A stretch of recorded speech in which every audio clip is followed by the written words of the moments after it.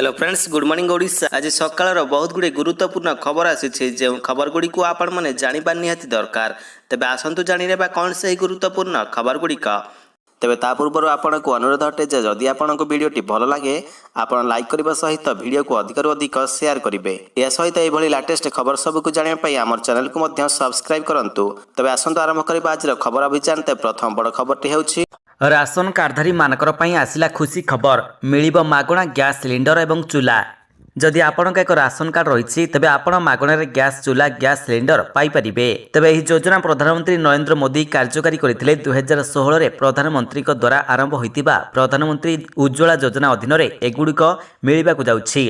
Petroleum एवं प्राकृतिक gas मंत्रालय द्वारा आरंभ होइतिबा प्रधानमंत्री उज्ज्वला योजना बीपीएल परिवार को एलपीजी संजोग कराइबाकू लक्ष्य रखिछि। तेबे प्रधानमंत्री उज्ज्वला योजना पाइबाकू आवेदन करिबाकू हेबो जहाकी pmui.gov.in को जाई आवेदन करबाकू पड़िबो किंबा निकटस्थ गैस एजेंसी रे जाई आवेदन करबाकू पड़िबो एवं फॉर्म डाउनलोड करी आवेदन करबाकू पड़िबो। फॉर्म भरि दियंतु याकू निकटस्थ एलपीजी गैस कंपनी किंबा कंपनी रो कार्यालय रे दाखल करंतु। यार सठिक जांच हेबा परे आपनकू संपूर्ण गैस सिलिंडर दिया जिवो एवं चूल्हा मध्य मागणा रे मिलिबो। परवर्ती खबरटी हेउछि कलबल करुछि ग्रीष्म प्रवाह सोमवार दिन देशर सबुठारु उत्तप्त सहर पालटिला भुवनेश्वर। सारा राज्य में ग्रीष्म प्रवाह कलबल करुछि गरम पवन झांझीरे देहमुंड पोड़ी जाउछि। एभली परिस्थिति रे सोमवार राजधानी भुवनेश्वर रे सर्वाधिक दिनर तापमात्रा 43.8 डिग्री सेल्सियस रेकर्ड करिछि। या सहित भुवनेश्वर राज्यर तथा देशर उत्तप्त सहर पालटि जाइछि। भारतीय पाणीपाग विभागर सूचना अनुसार सोमवार भुवनेश्वर सहित आंध्र प्रदेशर कडपा देशर उत्तप्त सहर पालटि थिला। सेहिभଳି सोमवार राज्यर 17टी सहर रे दिनर तापमात्रा 40 डिग्री रु अधिक रहिथिला। तेबे अपरपक्षरे कालबैशाखी वर्षा पाई 2 दिन राज्य में तापमात्रा रे सामान्य ह्रास पाइबार संभावना रही 25 तारिख ठारू तापमात्रा पुणी वृद्धि पाइब। स्थाने स्थाने 46 डिग्री डेईंजिबार संभावना रही आंचलिक पाणीपाग विज्ञान केन्द्र पक्षरु पूर्वानुमान करा जायछि। जदिओ कालबैशाखी वर्षा प्रभाव में 2 ରୁ 3 डिग्री पर्यंत तापमात्रा कमिब किंतु सेते परिमाण रे आश्वस्ति मिलिब नाही। परवर्ती खबरटी हेउछि एणिकी पीएफ अकाउंट टंका उठाइले भी देबाकू पड़िब टैक्स। जदि आप 5 वर्ष पर ईपीएफ टंका डिपोजिट पर यह राशि उठाइबाकू चाहुछंती तेबे कौनसी टिकस देबाकू पड़िब नाही किंतु एही 5 वर्ष पर्यंत आपण गोटिए कंपनी रही काम करिसंती ना नाही ताहा गुरुत्वपूर्ण। जदि आपण गोटिए कंपनी रे 5 वर्ष रही काम करिथांती एवं अकाउंट रे जमा होइतबा अर्थराशि उठाउछंती तेबे आपनको टिकस देबाकू पड़िबो। एही समय मध्यरे किछि जरूरी परिस्थिति रे टिकस छाड़ होई पारे जेपरि कि स्वास्थ्यगत समस्या चाकरी करुथुवा कंपनी बंद किंबा अन्य कोनोसी कारणरू व्यक्ति जदि चाकरी हराइथांती तेबे कोनोसी टिकस देबाकू पड़िबो नाही। परवर्ती खबरटी हेउछि मझी आकाश में परस्पर सहित हठात धक्का हेले 2टी विमान 10 क्रू सदस्य मृत। मालेशिया एक दुखद घटना घटी। एठारे 2टी नौसेना हेलिकप्टर परस्पर सहित मुहांमुही धक्का हो जाइथिले। एही हेलिकप्टर गुड़िक रॉयल मालेशिया नौसेनार कार्य पई प्रस्तुत हेउथिले। एही समय मध्यरे दुहें परस्पर सहित पवन में मुहांमुही होउथिले। एही घटना हेलिकप्टर रहितबा 10 जन क्रू सदस्यंकर मृत्यु घटी। तेज मालेशिया नौसेना अनुसार यह विरल घटना सकाळ प्राय 9:30 समय लुमुटा नाभाल बेस रे घटी। तेज दुर्घटना पर समस्त मृतकों शरीर को लुमुट आर्मी बेस हॉस्पिटल को निया जाइथिला। परवर्ती खबरटी हेउछि इतिहास सृष्टि कला टेलिकम जियांट रिलायंस जियो बनिला विश्वर सर्वबृहत मोबाइल ऑपरेटर। भारतर टेलिकम जियांट रिलायंस जियो इतिहास सृष्टि करिछि। डाटा टैरिफ बा डाटा दर रे रिलायंस जियो एबे विश्वर सर्वबृहत मोबाइल ऑपरेटर बनि जाइछि। चाइना मोबाइल को पछरे पकाई कंपनी एभली त्रैमासिक रिपोर्ट प्रकाश कर जाइछि। एही समय एते बड़ खबर सामना को आसिछि। 2024 मार्च सुधा जियो दाबी करिछि जे एहार सब्सक्राइबर संख्या 481.8 नियुत।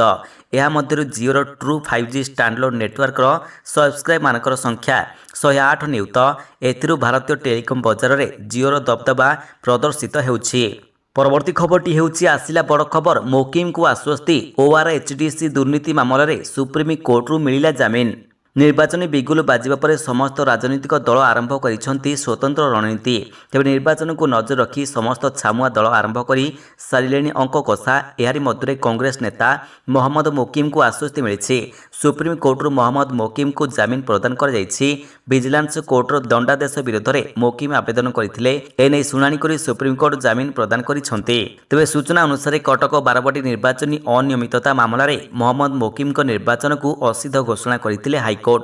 ତେବେ ଅପରାଧିକ ମାମଲାର ସବିଶେଷ ତଥ୍ୟ ଦେଇନଥିବାରୁ ଅସିଦ୍ଧ ଘୋଷଣା ହୋଇଥିଲା। ପରବର୍ତ୍ତୀ ଖବରଟି ହେଉଛି ଧ୍ୟାନ ଦିଅନ୍ତୁ ଜନତା, ମଇ ମାସରେ 12 ଦିନ ବନ୍ଦ ରହିବ ବ୍ୟାଙ୍କ, ତୁରନ୍ତ ସାରିଦିଅନ୍ତୁ ଜରୁରୀ କାମ। ବ୍ୟାଙ୍କରେ ଯାହା କିଛି ଜରୁରୀ ବି କାମ ରହିଛି ତାହା ସେଗୁଡ଼ିକୁ ଚଳିତ ମାସରେ ସାରି ଦିଅନ୍ତୁ, କାରଣ ଆସନ୍ତା ମାସରେ 12 ଦିନ ବ୍ୟାଙ୍କ ଛୁଟି ରହିବାକୁ ଯାଉଛି। ରବିବାର ଏବଂ ଦ୍ୱିତୀୟ ଓ ଚତୁର୍ଥ ଶନିବାର ବ୍ୟତୀତ ପର୍ବପର୍ବାଣୀ କାରଣରୁ ବିଭିନ୍ନ ରାଜ୍ୟରେ ବ୍ୟାଙ୍କ ବନ୍ଦ ରହିବାକୁ ଯାଉଛି। ତେବେ ମଇ ମାସ ପାଇଁ କେବଳ କିଛି ଦିନ ବାକି ରହିଛି। ତେବେ ରିଜର୍ଭ ବ୍ୟାଙ୍କ ଅଫ୍ ଇଣ୍ଡିଆ ବା RBI ଦ୍ୱାରା ପ୍ରକାଶିତ ଛୁଟି ତାଲିକା ଅନୁଯାୟୀ ବ୍ୟାଙ୍କଗୁଡ଼ିକ ମଇ 2024ରେ 12 ଦିନ ବନ୍ଦ ରହିବ। ଏଥିରେ ଦ୍ୱିତୀୟ ଏବଂ ଚତୁର୍ଥ ଶନିବାର ବ୍ୟତୀତ ସମସ୍ତ ରବିବାର ଅନ୍ତର୍ଭୁକ୍ତ ରହିଛି। ଏହା ବ୍ୟତୀତ ଲୋକସଭା ନିର୍ବାଚନ ହେତୁ କେତେକ ରାଜ୍ୟରେ ବ୍ୟାଙ୍କ ବନ୍ଦ ରହିବ। ପରବର୍ତ୍ତୀ ଖବରଟି ହେଉଛି ପ୍ରଚାର ପୂର୍ବରୁ ହାତରେ ଯୋଡ଼ି ଶଙ୍ଖ ଧରି ଅପିଲ କଲେ ମୁଖ୍ୟମନ୍ତ୍ରୀ ଏବଂ ପାଣ୍ଡିଆନ। ଆସନ୍ତା 24 ତାରିଖରୁ ହିଞ୍ଜିଳିରୁ ପ୍ରଚାର ଅନୁକୂଳ କରିବେ ବିଜେଡି ସଭାପତି ତଥା ଦଳର ଶୀର୍ଷ ତାରକା ନବୀନ ପଟ୍ଟନାୟକ। ନିଜର ପାରମ୍ପରିକ ଆସନରୁ ଚଳିତ ନିର୍ବାଚନ ପାଇଁ ବିଧିବଦ୍ଧ ଭାବରେ ପ୍ରଚାର ମଇଦାନକୁ ଓହ୍ଲାଇବେ ମୁଖ୍ୟମନ୍ତ୍ରୀ। ତେବେ ଏହା ପୂର୍ବରୁ ସୋମବାର ଭିଡ଼ିଓ ଜାରି କରି ଏଥର ନିଶ୍ଚିତ ଭାବରେ ଯୋଡ଼ି ଶଙ୍ଖରେ ଭୋଟ ଦେବା ପାଇଁ ଅପିଲ କରିଛନ୍ତି ନବୀନ ପଟ୍ଟନାୟକ। ଓଡ଼ିଶାର ସର୍ବାଙ୍ଗୀନ ବିକାଶ ସୁନିଶ୍ଚିତ କରିବା ପାଇଁ ସମସ୍ତ ଭୋଟର ଭାଇ ଭଉଣୀ ଯୋଡ଼ି ଶଙ୍ଖରେ ଭୋଟ ଦିଅନ୍ତୁ। ତେବେ ବିଜେଡି ସୁପ୍ରିମୋ ତଥା ମୁଖ୍ୟମନ୍ତ୍ରୀ ନବୀନ ପଟ୍ଟନାୟକ ଦୁଇ ହାତରେ ଦୁଇଟି ଶଙ୍ଖ ଚିହ୍ନ ଧରି ନିଜର ଅଞ୍ଚଳ ଉଭୟ ବିଜେଡି ବିଧାୟକ ଏବଂ ସାଂସଦ ପ୍ରାର୍ଥୀଙ୍କୁ ଭୋଟ ଦିଅନ୍ତୁ ବୋଲି ଜନସାଧାରଣମାନଙ୍କୁ ଅପିଲ କରିଛନ୍ତି। ପରବର୍ତ୍ତୀ ଖବରଟି ହେଉଛି MDH ଓ ଏଭରେଷ୍ଟ ମସଲାରେ କ୍ୟାନ୍ସର ବାହକ କେମିକାଲ ଭୟ, ସାମ୍ପଲ ଟେଷ୍ଟ କରିବ FSSAI। ଭାରତୀୟ ମସଲା ବ୍ରାଣ୍ଡ MDH ଓ ଏଭରେଷ୍ଟ ମସଲାରେ କ୍ୟାନ୍ସର ବାହକ କେମିକାଲ ଇଥିଲିନ୍ ଅକ୍ସାଇଡ୍ ଅତ୍ୟଧିକ ପରିମାଣରେ ରହିଥିବା ବିଦେଶରୁ ଅଭିଯୋଗ ଆସିଛି। ତେଣୁ ଏଥିପାଇଁ ସିଙ୍ଗାପୁର ଓ ହଂକଂ ଏହି ଦୁଇ ଭାରତୀୟ ବ୍ରାଣ୍ଡ ମସଲା ଆମଦାନୀ ବନ୍ଦ କରିବା ସହିତ ଏହାକୁ ବ୍ୟାନ୍ ମଧ୍ୟ କରିଛନ୍ତି। ଏଭଳି ଘଟଣା ସାମ୍ନାକୁ ଆସିବା ପରେ ଭାରତୀୟ ଖାଦ୍ୟ ସୁରକ୍ଷା ବିଭାଗ ମଧ୍ୟ ସତର୍କ ହୋଇଛି। ଭାରତୀୟ ଖାଦ୍ୟ ସୁରକ୍ଷା ଓ ମାନକ ପ୍ରାଧିକରଣ ବା FSSAI ଖୁବ୍ ଶୀଘ୍ର MDH ଓ ଏଭରେଷ୍ଟ ମସଲାର ସାମ୍ପଲ ଟେଷ୍ଟ କରିବ ବୋଲି ସୂଚନା ମିଳିଛି। ଏପ୍ରିଲ 19 ତାରିଖରେ ସିଙ୍ଗାପୁର ଏଭରେଷ୍ଟ ଫିସ୍ କରି ମସଲାରେ କର୍ସିନୋଜେନ୍ ରୂପେ ଚିହ୍ନଟ କରାଯାଉଥିବା କୀଟନାଶକ ଇଥିଲିନ୍ ଅକ୍ସାଇଡ୍ର ମାତ୍ରା ଆବଶ୍ୟକଠାରୁ ଅଧିକ ରହିଥିବା ଘୋଷଣା କରିଥିଲା। ପରବର୍ତ୍ତୀ ଖବରଟି ହେଉଛି ଆସିଲା AC ହେଲମେଟ୍, ଗରମରୁ ଦେବ ମୁକ୍ତି, ଜାଣନ୍ତୁ କେତେ ରହିଛି ଦାମ। ଦିନକୁ ଦିନ ଗ୍ରୀଷ୍ମ ପ୍ରବାହ ବୃଦ୍ଧି ପାଇବା ଲାଗିଛି। ଗରମ ଆଉ ଗୁଳଗୁଳି ପୁରା ଜନଜୀବନକୁ ଅସ୍ତବ୍ୟସ୍ତ କରି ପକାଇଛି। ଖରାଦିନେ ବାଇକ୍ ଚଲାଇ ଦୂରସ୍ଥାନକୁ ଯାତ୍ରା କରିବା ସତରେ ବହୁତ କଷ୍ଟଦାୟକ ହୋଇଥାଏ।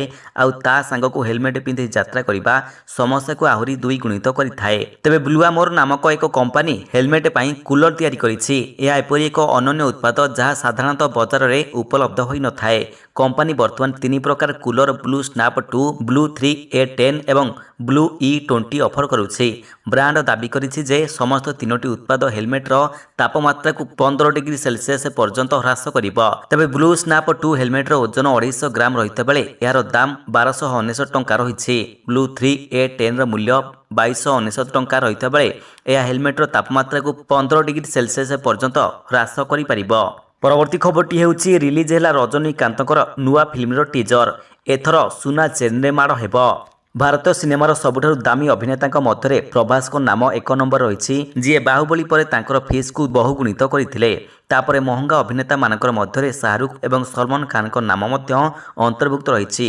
ମଝିରେ ଲିଓ ଷ୍ଟାର ଥାଲାପତି ବିଜୟଙ୍କୁ ଭାରତୀୟ ସିନେମାର ମହଙ୍ଗା ଅଭିନେତା କୁହାଯାଉଥିଲା, କିନ୍ତୁ ବର୍ତ୍ତମାନ ଏମିତି ଜଣେ ଷ୍ଟାରଙ୍କ ନାଁ ସାମ୍ନାକୁ ଆସିଛି ଯେ ସମସ୍ତଙ୍କର ଅପେକ୍ଷା ସବୁଠାରୁ ମହଙ୍ଗା ରହିଛି। ତେବେ ସବୁଠାରୁ କୌତୂହଳର ବିଷୟ ହେଉଛି ଯେ ତାଙ୍କର କୌଣସି ବିଶେଷ ଉଚ୍ଚତା ନାହିଁ କି ସେ ଗୋରା ବି ନୁହନ୍ତି, ସେ ହ୍ୟାଣ୍ଡସମ୍ ମଧ୍ୟ ନୁହନ୍ତି।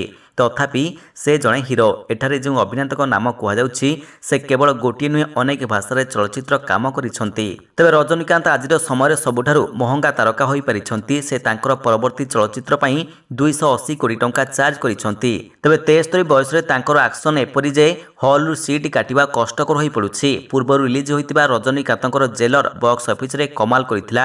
ଏହାପରେ ପ୍ରଶଂସକମାନେ କେବଳ ତାଙ୍କର ଫିଲ୍ମକୁ ଅପେକ୍ଷା କରିଛନ୍ତି।